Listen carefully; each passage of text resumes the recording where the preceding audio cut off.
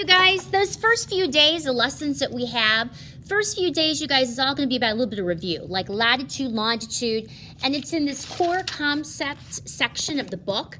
And if you look, the first few pages, pages 4 and 5, are about studying the Earth. And it talks about latitude, longitude, hemisphere, which is half of the Earth.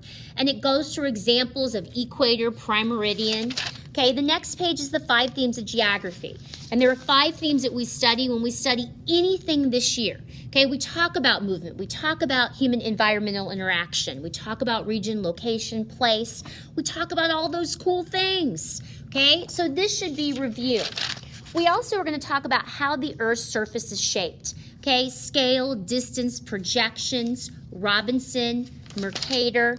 We're going to look at understanding different types of maps, reading maps.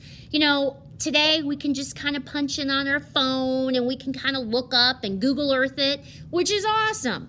But we also need to know how to read a real map because sometimes your computer don't work or your phone's not charged. Types of maps, again, political, boundaries, physical features. You can see it gives an example like mountains and streams and rivers. Thematic map, election. We got a big election coming up. So there's going to be a lot of theme and a lot of maps about where people are voting and what states are red and what states are blue.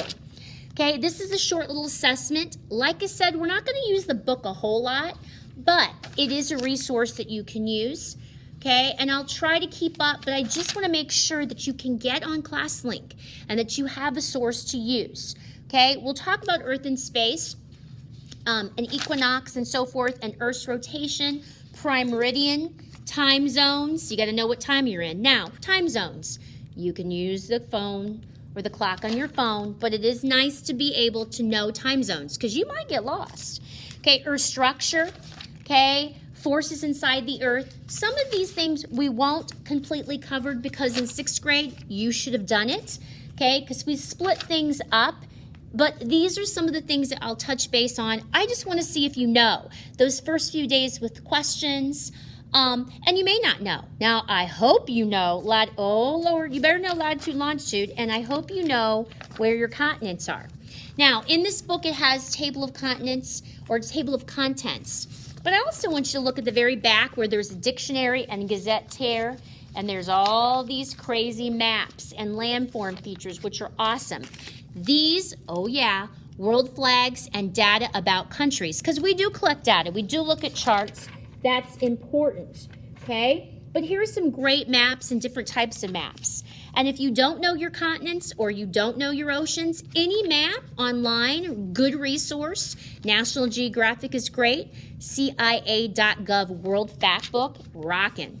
But these are maps that you want to look to resources, but your continents are listed on the map towards the back, 568, 569. And this is a physical map. And then you have that political map with your continents too. So I'm just going to do for a couple days to see what you know, okay?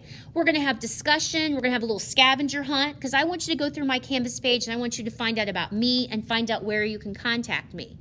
Discussion about introducing yourself, whether you're a remote learner or if you're in class. Okay, so you're going to follow along on the module. Under Learning Module is where I put all my things very organized by date and information. I hope you have a great day, and I can't wait to see you.